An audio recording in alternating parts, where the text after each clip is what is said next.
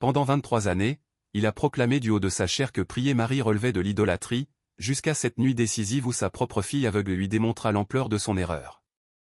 Dans la petite et sereine ville de Granite Ridge, au Texas, les dimanches matins étaient invariablement marqués par la voix puissante du pasteur Daniel Brooks, qui résonnait sous les chevrons de bois de l'église biblique de Granite Ridge.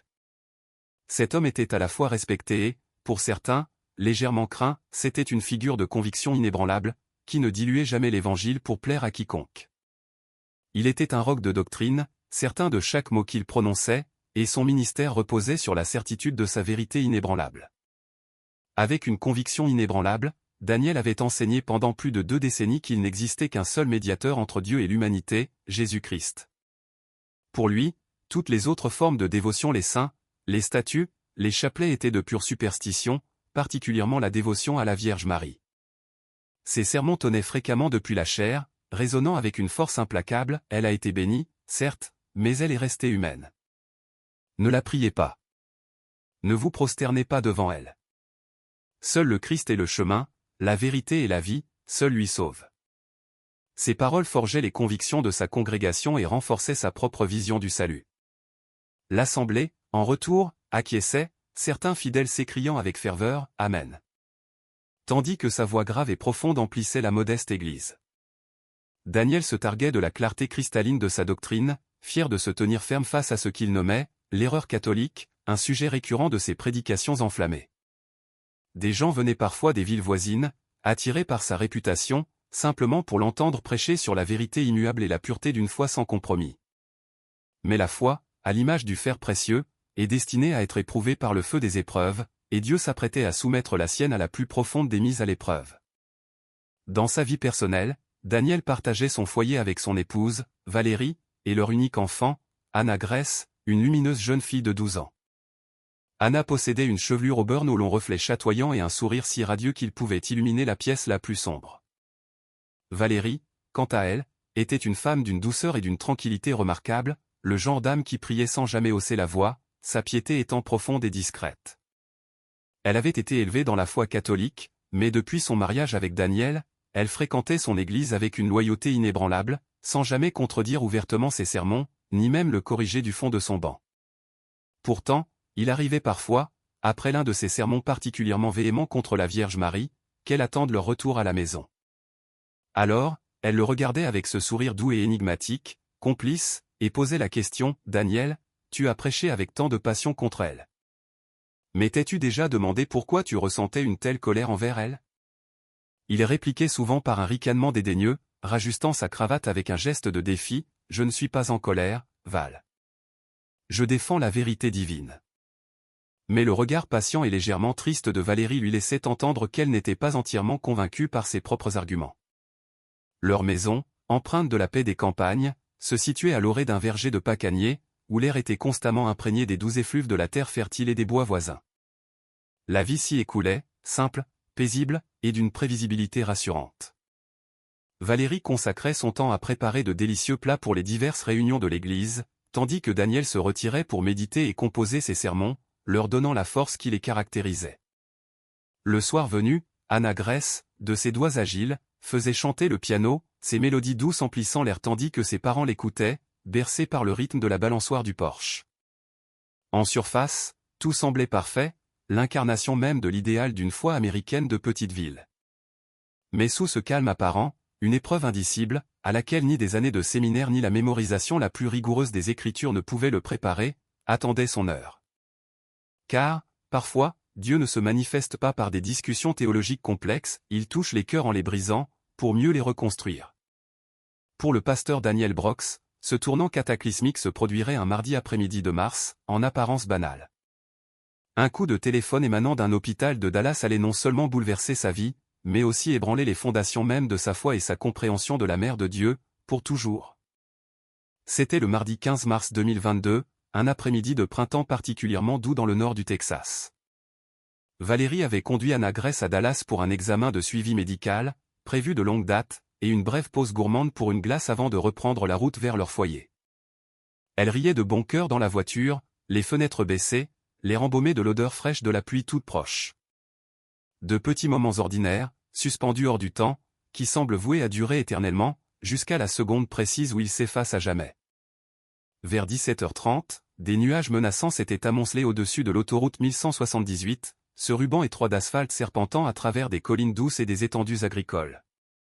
Daniel était alors plongé dans son bureau à l'église, mettant la touche finale à ses notes de sermon pour le service du dimanche suivant, lorsque le téléphone retentit brusquement. Il se rappela plus tard l'heure exacte, 17h42. Une voix féminine, d'un calme déconcertant mais perceptiblement tremblante, prononça ces mots glaçants, « Pasteur Brooks, ici l'infirmière Hélène du Dallas County Medical Center. Monsieur, vous devez venir tout de suite. Il y a eu un accident. » Le trajet habituel de Granite Ridge à Dallas aurait dû prendre 1 heure, cette nuit-là, il le fit en 45 minutes, ne se souvenant à peine des feux rouges qu'il avait franchis sans s'arrêter, ni des prières désespérées qu'il avait hurlées entre deux sanglots, « Seigneur, s'il vous plaît. S'il vous plaît, faites qu'elle soit saine et sauve. Je ne peux pas les perdre toutes les deux. S'il vous plaît, ayez pitié. » Lorsqu'il franchit les portes vitrées des urgences, 2 médecins l'attendaient déjà. L'un d'eux, les yeux baissés, détourna le regard avant de briser le silence, « Monsieur Brooks, votre femme n'a pas survécu. » L'impact a été instantané, fatal. Les mots restèrent suspendus dans l'air, creux et impossibles à concevoir. Ses genoux cédèrent sous lui avant même qu'il ne puisse trouver la force de pleurer.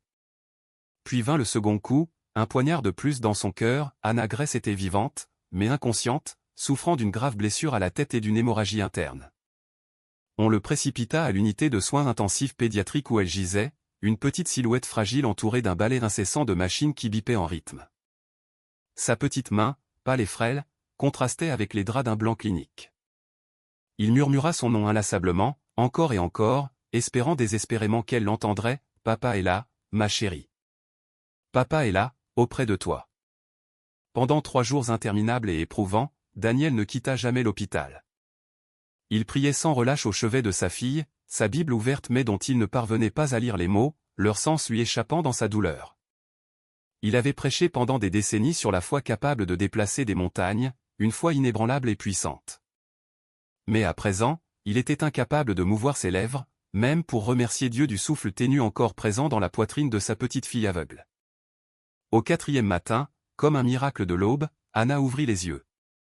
Il pleura de soulagement, une cascade de larmes libératrices, jusqu'à ce qu'elle murmure, d'une voix effrayée et incertaine, « Papa, je ne peux pas voir. Tout est noir, partout. » Ses petites mains cherchaient l'air, tremblantes, tentant désespérément de trouver son visage. Daniel se figea, un couteau froid de terreur pur le transperçant jusqu'à l'âme. Les médecins expliquèrent doucement le diagnostic implacable, des dommages traumatiques aux 2 nerfs optiques, permanents et irréversibles. Peut-être que dans des années, des traitements expérimentaux pourraient offrir une lueur d'espoir, dit l'un d'eux avec une infinie douceur. Mais pour l'instant, il n'y a rien que nous puissions faire pour inverser la cécité. Cette nuit-là, assis au chevet de sa fille aveugle, Daniel contempla la même croix qu'il avait portée chaque jour, symboliquement, pendant 23 années de son ministère. Elle ne lui avait jamais semblé aussi lourde, aussi écrasante. Il la serra fort dans sa main, murmurant presque avec colère, sa voix brisée par le chagrin et la rage contenue, « Tu peux ressusciter les morts, Seigneur. Pourquoi ne peux-tu pas lui rendre la vue ?» Mais la seule réponse à son appel désespéré fut le rythme régulier et impitoyable du moniteur cardiaque, un son qui résonnerait dans ses rêves, comme un glas funèbre, pendant de nombreux mois à venir. Les funérailles de Valérie eurent lieu 3 jours plus tard, sous un ciel gris et lourd typique du Texas, dont la tristesse semblait épouser celle des cœurs. L'église, où le pasteur Daniel avait délivré tant de sermons enflammés et retentissants, était désormais plongée dans un silence déchirant, rempli non pas des « Amen » vibrants, mais de sanglots étouffés. Le cercueil de Valérie reposait devant la chaire même qu'il avait autrefois appelée son « champ de bataille pour la vérité ». Maintenant, il semblait que le champ de bataille avait remporté une victoire amère, laissant la désolation derrière lui. Anna Grace n'était pas là, elle était toujours à l'hôpital, plongée dans son obscurité, sous sédatifs, inconsciente que le rire joyeux de sa mère ne remplirait plus jamais leur foyer. Daniel se tint devant la petite foule endeuillée, sa Bible fermement serrée dans une main tremblante, sa voix hésitante tandis qu'il tentait de prononcer quelques mots réconfortants. « L'Éternel donne, et l'Éternel ôte, dit-il, sa voix s'éteignant presque. Béni soit le nom de l'Éternel. » Mais au fond de son cœur, une autre question, qu'il ne pouvait articuler à voix haute, continuait de murmurer, « Béni, même maintenant, Seigneur, même quand tu l'as prise. La foi qui avait été le pilier de toute sa vie vacillait, menaçant de s'effondrer sous le poids insoutenable de son chagrin. Cette nuit-là, après l'enterrement qui scella une perte irréparable, il rentra seul dans la maison désormais trop grande et silencieuse. La demeure semblait encore imprégnée du doux parfum de Valérie, un mélange subtil de lavande et de linge propre, une présence olfactive qui rendait son absence encore plus palpable. Sa tasse de café préférée gisait près de l'évier, à moitié vide, un vestige d'un matin qu'elle n'avait jamais pu achever. Il éteignit les lumières, s'enfonçant dans le noir abyssal, n'écoutant que le bourdonnement lointain du réfrigérateur, le tic-tac monocorde de la vieille horloge murale, et le cri perçant du vide qui s'était installé dans sa vie. Les semaines s'étirèrent, lentes et lourdes. La ville, comme le font les petites communautés, continua sa vie, un cycle imperturbable. Mais à l'intérieur de cette modeste maison en briques, le temps semblait s'être figé dans une douleur sans fin. Anna Gress revint finalement à la maison, ses yeux voilés par des lunettes noires, et sa main guidée par une canne blanche devenue son unique repère. Elle avait mémorisé le plan de la maison par le toucher, chaque pas une mesure précise, 5 pas jusqu'à la cuisine, 8 jusqu'au couloir menant à l'entrée, 12 jusqu'à sa chambre. Elle ne se plaignait jamais, apprenant avec une dignité touchante à naviguer dans son nouveau monde d'obscurité. Elle souriait lorsqu'elle entendait les pas de son père, feignant que tout allait bien, dans un effort silencieux pour le rassurer. Mais parfois, au milieu de la nuit, Daniel l'entendait pleurer doucement, non pas pour sa cécité, mais pour sa mère disparue. Et il restait assis devant sa porte, incapable d'entrer, incapable de lui offrir un réconfort qu'il ne trouvait pas lui-même, incapable de prier. Il ouvrait sa Bible, cherchant un baume dans les Romains, dans Job, dans les psaumes, mais chaque verset lui semblait creux, dépourvu de sens et de réconfort. Toute sa vie, il avait prêché la foi pour les autres, exhortant les cœurs brisés à trouver la force dans les Écritures. Maintenant, il ne la trouvait plus pour lui-même, son âme desséchée par le chagrin. Chaque nuit, avant de s'abandonner à un sommeil agité, il murmurait la même prière désespérée, comme un filet jeté dans l'abîme, « Mon Dieu, s'il vous plaît, ne me laissez pas la perdre, elle aussi. » Et dans le silence oppressant qui suivait, il commençait à se demander, avec une angoisse grandissante, si le ciel l'entendait encore, ou si ses prières se perdaient dans le vide. Cela commença tout en douceur, presque imperceptiblement. 4 mois après l'accident qui avait brisé leur monde, par une nuit de juin lourde et humide, Anna Gress se réveilla en pleurant. Mais ce n'était pas le genre de sanglots brisés et déchirants auquel son père s'était accoutumé, il y avait quelque chose de différent, quelque chose de paisible dans ses larmes. Lorsque le pasteur Daniel se précipita dans sa chambre, elle était assise droite sur son lit, ses petites mains tremblantes, mais son visage était étrangement calme, empreint d'une sérénité inattendue. « Ma chérie, qu'y a-t-il ? Un mauvais rêve ?» Elle secoua lentement la tête, ses cheveux auburn virevoltant doucement. « Non, papa, ce n'était pas mauvais. J'ai vu maman. » Daniel se figea. Des mois s'étaient écoulés depuis les funérailles, et il avait prié pour que sa fille aveugle cesse de prononcer le nom de sa mère dans le noir, craignant que cela n'exacerbe sa douleur. Mais la façon dont Anna prononça ces mots, avec une douceur et une certitude inébranlables, le força à s'asseoir à côté d'elle, le cœur battant. « Tu l'as vu ? » demanda-t-il d'une voix étranglée. « Oui. » Elle était assise sur une chaise blanche. Elle avait l'air si heureuse, papa, si paisible. Et il y avait une autre dame avec elle, vêtue de bleu et blanc, comme le ciel et les nuages entremêlés. Un frisson étrange traversa Daniel, un mélange d'effroi et de curiosité. Quelle dame ? Anna inclina la tête, souriant comme si elle écoutait une mélodie qu'il ne pouvait pas entendre. Je ne connais pas son nom, mais elle tenait la main de maman. Elles priaient toutes les deux. Je pouvais entendre les mots « Notre Père, qui es aux cieux » et puis autre chose, une prière murmurée avec des perles et une petite croix au bout. La gorge de Daniel se serra douloureusement.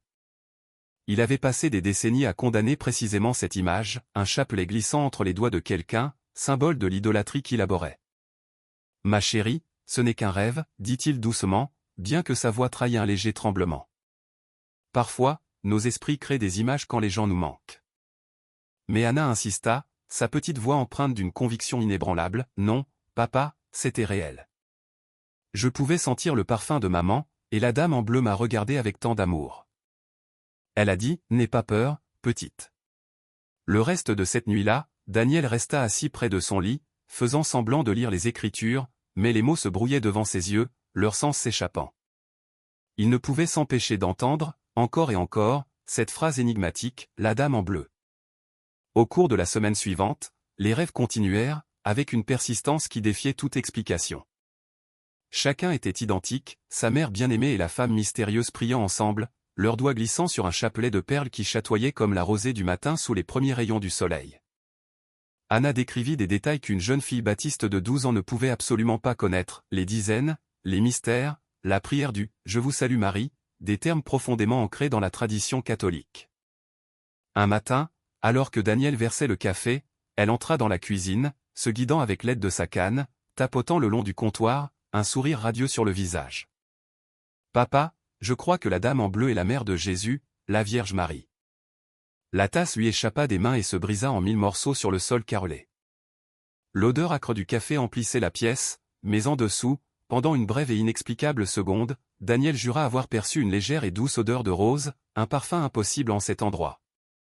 À la mi-juillet, les rêves n'avaient pas cessé, ils étaient même devenus d'une clarté saisissante, d'une vivacité déconcertante. Chaque matin, Anna Grèce se réveillait radieuse, décrivant avec de tendres détails la femme en bleu, la Vierge Marie, qui priait paisiblement aux côtés de sa mère.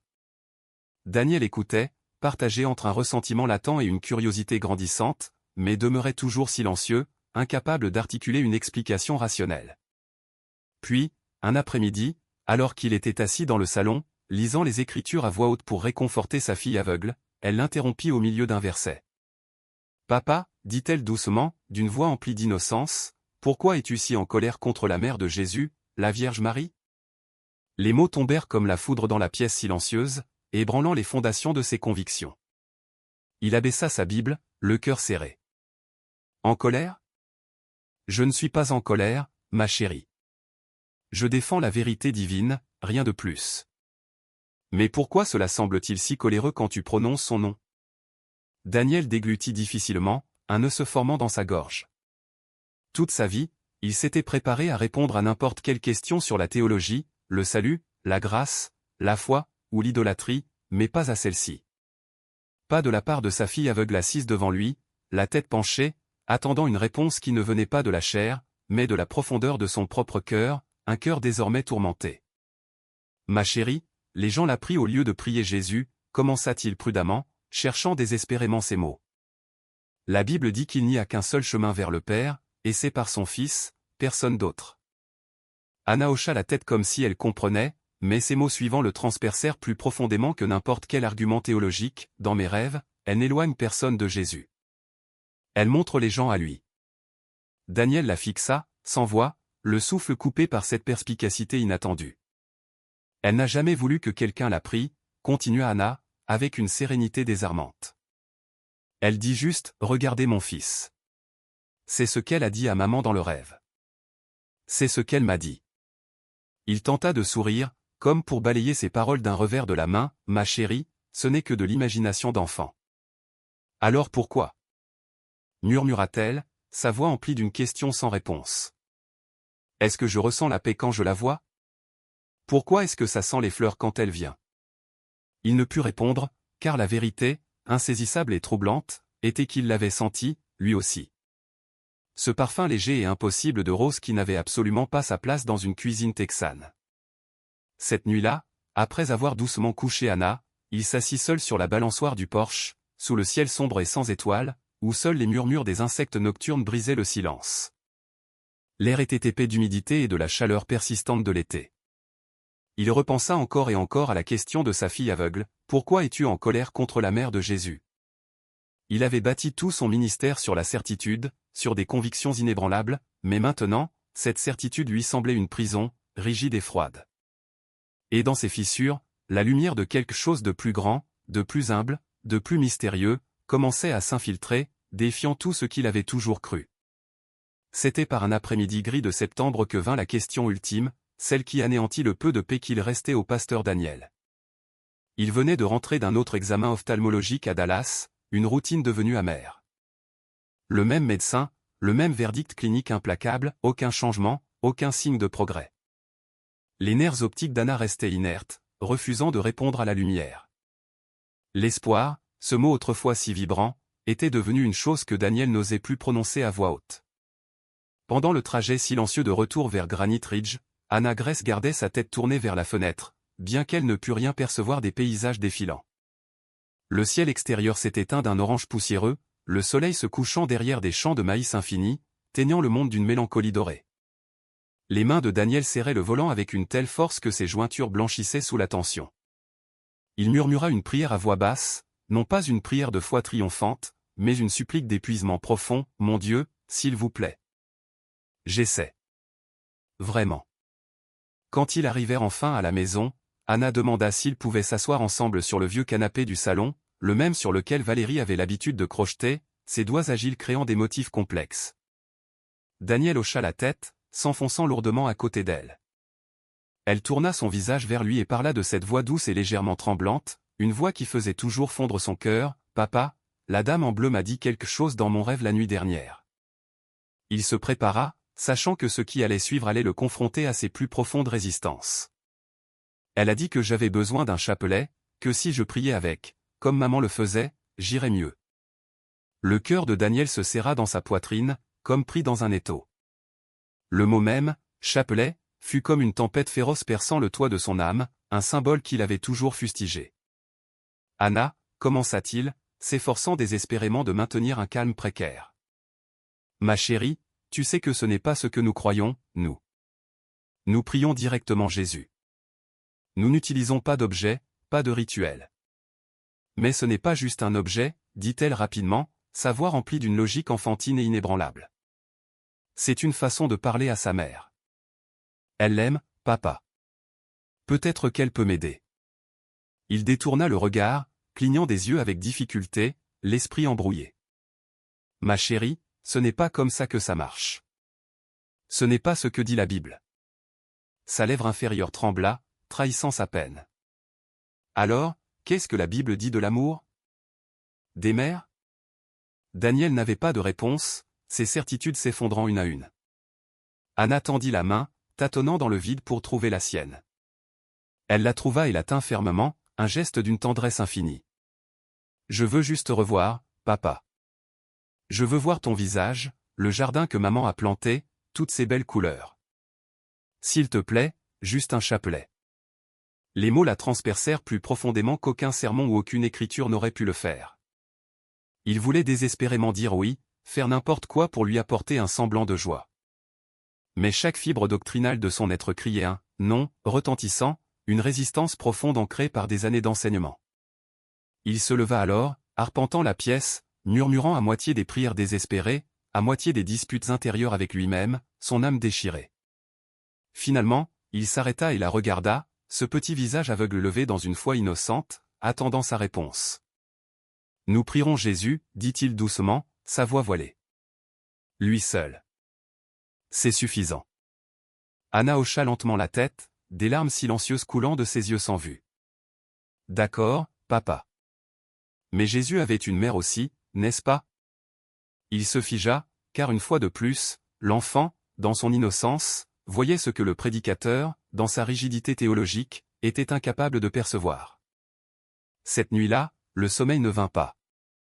Le pasteur Daniel resta assis seul dans l'obscurité oppressante, la maison trop silencieuse, l'air trop lourd de son chagrin. L'horloge passa minuit, puis 1 heure, puis 2.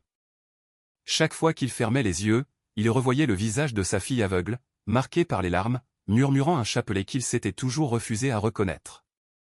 Finalement, il tomba à genoux près du lit, à l'endroit même où lui et Valérie avaient prié chaque nuit de leur vie commune. Mais cette fois, les mots qui sortaient de sa bouche étaient bruts et brisés, une confession de son désarroi. « Seigneur, je ne sais plus ce qui est vrai. J'ai prêché ta parole toute ma vie. Je me suis opposé à tout ce que je croyais faux, avec une conviction inébranlable. Mais maintenant, ma petite fille aveugle demande quelque chose que j'ai dit à tout le monde de rejeter. Si j'ai tort, montre-le-moi. Si elle a raison, donne-moi un signe, Seigneur. Je veux juste faire ta volonté. S'il te plaît, mon Dieu, montre-moi la vérité. » Il resta ainsi, agenouillé, près d'1 heure, murmurant les mêmes mots encore et encore jusqu'à ce que l'épuisement le plonge dans un sommeil agité et sans rêve. Au lever du jour, il ne ressentit aucune paix, seulement un vide immense, un creux au fond de son être. Mais Dieu avait déjà entendu, et au coucher du soleil ce même jour, la réponse, sous une forme inattendue, arriva, portant en elle la promesse de la guérison et du miracle. C'était en fin d'après-midi lorsque Daniel s'arrêta au Walmart Supercenter de Main Street pour faire les courses de la semaine. Il avançait machinalement dans les allées familières, lait, pain, jus, les biscuits préférés d'Anna. Son esprit était encore lourd des prières désespérées qu'il avait prononcées la nuit précédente. Dehors, l'air était lourd d'humidité et d'une légère odeur d'asphalte réchauffé après la pluie. Alors qu'il poussait son chariot vers sa voiture, son regard fut attiré par une figure discrète, une femme âgée, debout sous un arbre, près du bord du parking. Ses vêtements étaient simples, usés, une robe bleu marine délavée par d'innombrables lessives. Ses cheveux argentés étaient sagement glissés derrière ses oreilles, et ses yeux portaient une expression que Daniel ne parvenait pas à nommer, mais qui le toucha au plus profond de son âme. Elle s'approcha, souriant doucement, d'un sourire qui évoquait une profonde bonté. « Mon fils, pourriez-vous me donner un peu de nourriture ? J'ai faim. » Il tendit automatiquement la main vers son portefeuille, le geste habituel d'aide. « Bien sûr, madame. Tenez, laissez-moi. » Elle leva doucement la main, l'interrompant d'un geste délicat mais ferme. « Non, pas d'argent. Partagez un repas avec moi. » Daniel hésita, un peu confus par cette requête inattendue. Il baissa les yeux vers ses sacs de course et en sortit un pain demi-frais. « Tenez, je peux vous donner ceci. » La femme le prit à deux mains, ses doigts ridés effleurant le paquet, et inclina légèrement la tête avec gratitude. « Merci, mon fils. Maintenant, laissez-moi vous donner quelque chose, à vous aussi. » Elle fouilla dans sa poche et en sortit un petit chapelet en bois, le crucifix scintillant faiblement dans la lumière déclinante du jour. « Donnez ceci à votre fille, dit-elle d'une voix sereine et assurée. Elle l'attendait. Le cœur de Daniel s'arrêta net, un choc le traversant. « Comment ? Comment savez-vous pour ma fille ? » demanda-t-il, sa voix à peine un murmure. La femme sourit alors, le genre de sourire qui ressemblait au soleil perçant à travers les nuages après une longue averse. « La mère n'oublie jamais ses enfants, dit-elle doucement. Vous avez demandé un signe, pasteur Daniel. Le voici. Marie ne vous éloigne pas de Jésus.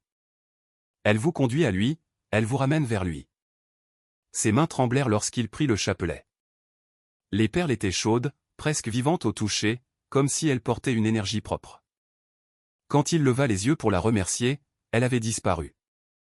Pas de pas, pas de traces, juste le léger parfum doux de rose qui persistait dans l'air, et l'écho d'une promesse qu'il pouvait sentir dans ses os, résonnant au plus profond de son être. La mère n'oublie jamais ses enfants. Au moment où le pasteur Daniel rentra chez lui, le ciel s'était teinté de cramoisi ardent sur Granite Ridge, une peinture divine. Il gara la voiture dans un silence religieux. Le chapelet en bois était toujours fermement serré dans sa main tremblante. Le parfum de rose, léger mais indubitable, persistait sur ses vêtements, une présence surnaturelle et réconfortante. Quand il franchit la porte, Anna Grace l'attendait sur le canapé, sa canne blanche posée discrètement à côté d'elle. Elle tourna son visage vers le son de ses pas, ses oreilles aiguisées dans son monde d'obscurité. « Papa, tu es en retard. As-tu trouvé mes biscuits ?» Il s'agenouilla devant elle, incapable de parler pendant un long moment, la gorge serrée par une émotion bouleversante. Finalement, il plaça délicatement le chapelet dans ses petites mains. La jeune fille haleta doucement, ses doigts traçant les perles avec une familiarité étonnante, comme si elle reconnaissait quelque chose qu'elle avait toujours connu, sans jamais l'avoir vu. « C'est vrai, papa ? Un vrai chapelet ? » « C'est vrai, » murmura-t-il, sa voix brisée par l'émotion. « Quelqu'un me l'a donné pour toi. » Elle sourit, des larmes de bonheur se formant sous les verres sombres de ses lunettes. « Merci, papa. Merci beaucoup. » Il la regarda le serrer contre sa poitrine, ses lèvres tremblantes d'une émotion si intense, puis elle prononça les mots qui le secouèrent jusqu'au plus profond de son être, remettant en question des années de conviction. « Vas-tu le prier avec moi ?» Le cœur de Daniel tambourinait furieusement dans sa poitrine. Pendant 23 années de ministère ininterrompu, il avait prêché contre ces perles mêmes, les avait qualifiées de répétitions vides, de superstitions païennes. Maintenant, sa propre fille aveugle lui demandait de les prier. « Ma chérie, » dit-il doucement, cherchant ses mots. « Je ne sais pas comment faire. » Anna sourit, avec cette même confiance innocente qu'il avait portée à travers des mois d'obscurité et de chagrin. Ce n'est pas grave. Maman m'a appris dans mes rêves. Je vais t'apprendre, papa. Elle prit sa main, fine et douce, et la plaça délicatement sur la première perle du chapelet. C'est là que nous commençons, avec le Notre Père, puis les Je vous salue Marie. Tu me suis juste, papa. Et c'est ainsi que, pour la toute première fois de sa vie, le pasteur Daniel Brox pria un chapelet. Sa voix profonde, mais incertaine et hésitante, rejoignit celle d'Anna, petite et étonnamment stable. Notre Père, qui es aux cieux. Puis vinrent les mots qu'il avait autrefois fait grincer des dents, synonymes d'hérésie et d'idolâtrie à ses yeux, Je vous salue, Marie, pleine de grâce. Le Seigneur est avec vous. Quelque chose d'inexplicable et de puissant se déplaça en lui. Chaque syllabe prononcée semblait adoucir les murs de doctrine et de certitude qu'il avait construits avec tant de diligence pendant des décennies. L'air autour d'eux devint immobile, chaud, et délicatement parfumé. Une subtile odeur de rose commença à remplir la pièce, douce, pure, et indubitablement présente. Daniel s'interrompit au milieu de la prière, les yeux écarquillés par la surprise et l'incrédulité. « Tu sens ça ?» ?»« Oui, » murmura Anna, souriant à travers ses larmes, un signe de reconnaissance. « C'est elle, papa. C'est la mère, la Vierge Marie. » Il ne put parler. Il continua juste à prier, son cœur débordant d'une émotion nouvelle. Le rythme doux des perles le ramenant à une terre nouvelle, sa voix tremblante tandis que les larmes coulaient librement sur son visage, purifiant des années de préjugés. Chaque « Ave Maria » sonnait comme une confession libératrice. Chaque « Gloire soit » comme un pardon inattendu. Au moment où ils atteignirent le 5e mystère, la maison ne semblait plus vide. Elle se sentait vivante, comme si des mains invisibles étaient là, enveloppant le père et la fille aveugles dans l'étreinte silencieuse du ciel. Une paix profonde, qu'ils n'avaient pas ressentie depuis des mois, l'envahit. Quand ils eurent terminé, Daniel pressa le crucifix du chapelet sur ses lèvres, un geste instinctif, né d'une nouvelle dévotion. Pour la première fois depuis des mois, son cœur était apaisé. Plus de peur, plus de questions tourmentantes, seulement une paix ineffable et le doux parfum persistant de rose qui refusait de s'estomper, comme une présence tangible. Le dernier, Amen, s'évanouit dans le silence religieux de la pièce. Pendant un moment, ni le père ni la fille aveugle ne parlèrent, absorbés par l'immensité de ce qui venait de se produire. Seul le léger bourdonnement du réfrigérateur et le tic-tac monocorde de l'horloge murale remplissaient l'espace entre eux. Daniel s'essuya les yeux, ses mains tremblantes tenant toujours le crucifix. Le chapelet reposait entre eux, les perles captant la douce lumière de la lampe, luisantes comme des gouttes de miel. Il expira profondément, un soupir libérateur, murmurant « Merci, Seigneur, pour la paix, même si rien d'autre. Merci pour cette paix. » Alors la main d'Anna se figea en l'air, sa tête légèrement inclinée comme si elle écoutait quelque chose que seule elle pouvait entendre. « Papa » murmura-t-elle, sa voix emplie d'un nouveau sens. « Oui, ma chérie ? Il y a de la lumière. » Daniel fronça les sourcils, confus par ces mots. « Que veux-tu dire ?» Elle porta ses mains à son visage, pressant ses paumes sur ses yeux clos. « C'est chaud. C'est doré comme la lumière du soleil. Ça passe à travers, papa. À travers mes yeux. » Il sentit son cœur tambouriner follement dans sa poitrine, un rythme effréné. « Anna, qu'est-ce que tu dis ? Je peux le voir. Oh mon Dieu. Je peux voir la lumière. » Elle arracha ses lunettes noires, son visage rayonnant, tremblant d'une joie incontrôlable. Ses pupilles, autrefois sans vie éterne, reflétaient maintenant la chaude lueur jaune de la lampe.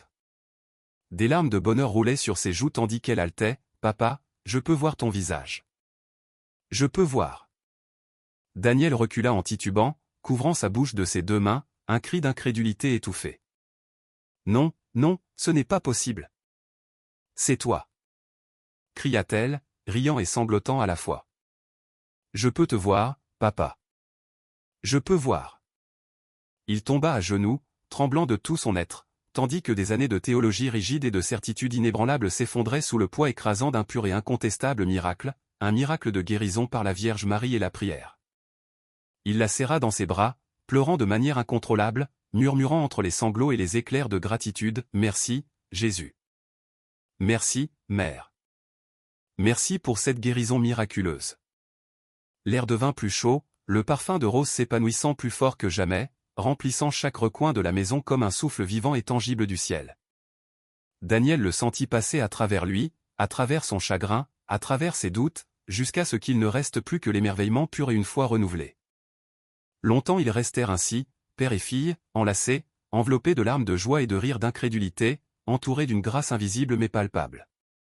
Dehors, le vent bruissait doucement à travers les pacaniers, portant le parfum des roses au-delà de leurs murs, une douce annonce. Et dans cette petite maison texane, par une paisible nuit d'octobre, une fille aveugle revit, et un homme qui avait prêché avec véhémence contre les miracles en fut enfin le témoin stupéfait de ses propres yeux. C'était la guérison inattendue de la fille aveugle du pasteur, une histoire qui allait changer son monde. Au matin, Daniel n'avait toujours pas dormi.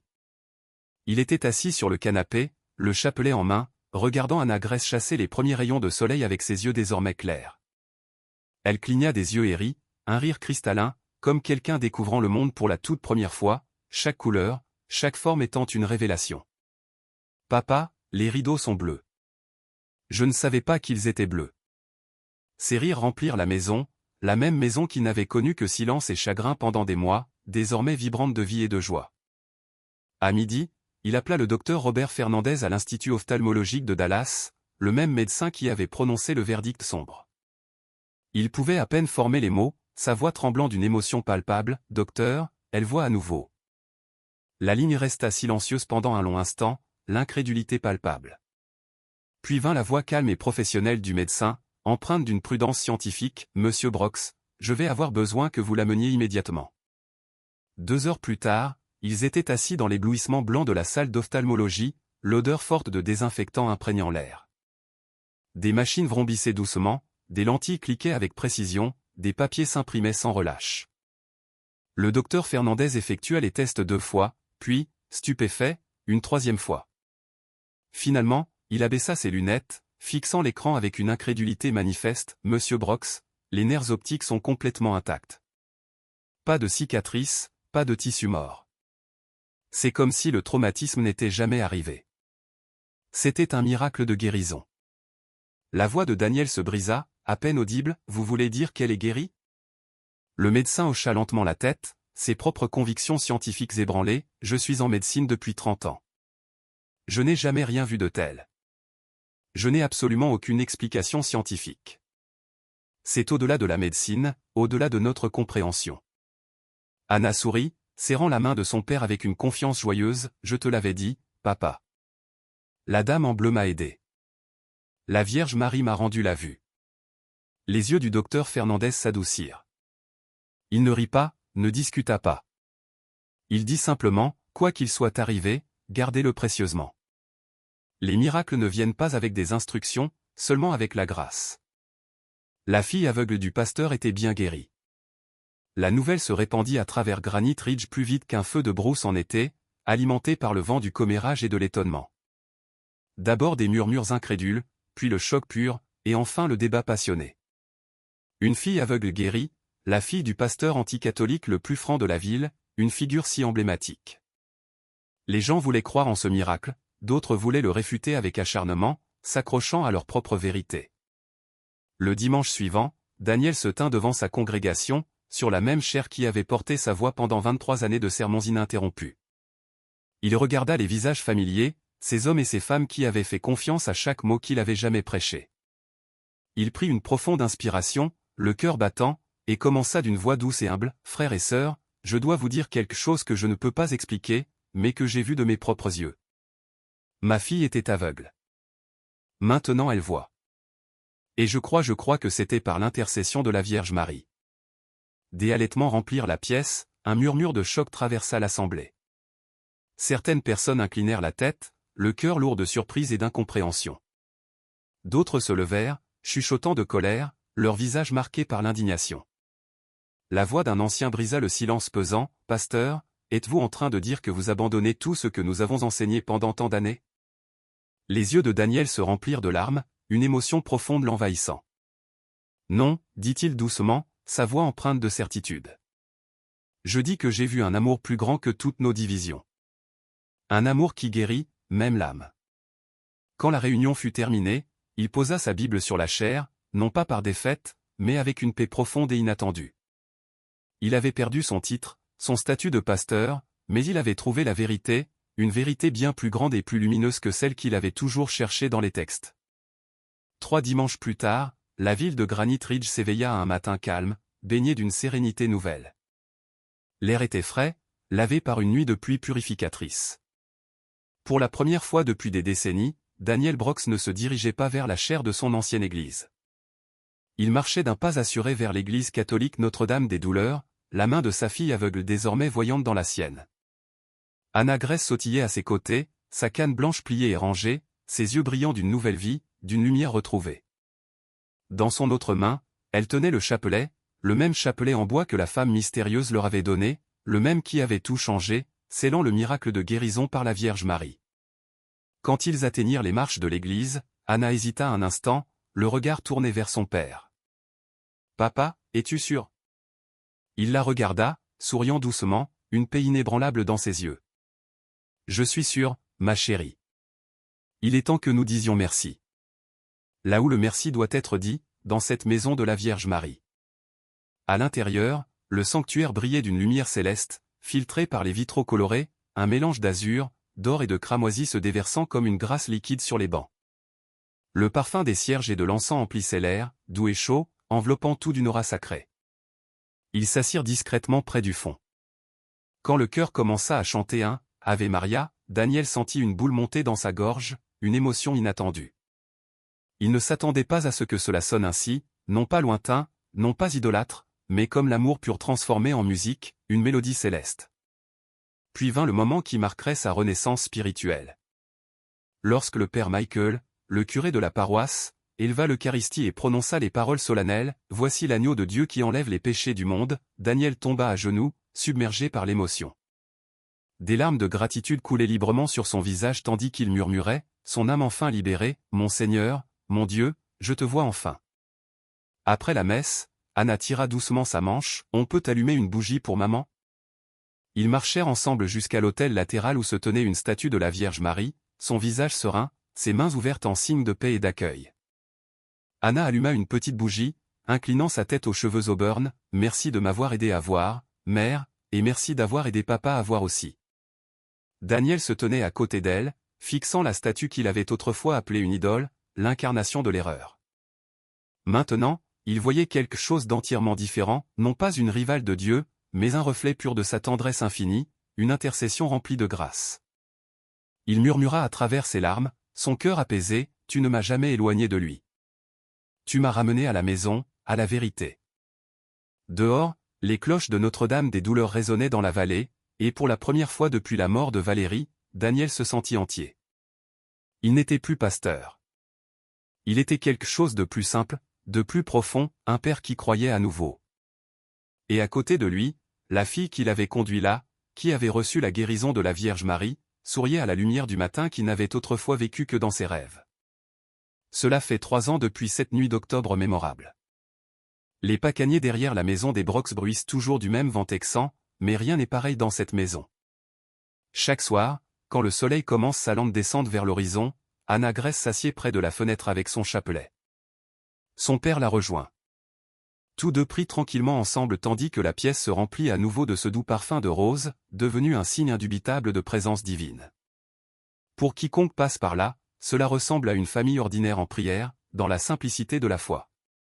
Mais ils savent mieux. Ils ont vu le ciel toucher la terre, et la fille aveugle du pasteur fut guérie par la grâce de la Vierge Marie. Anna a maintenant 15 ans, ses yeux sont brillants de vie et son cœur est plein de rire contagieux.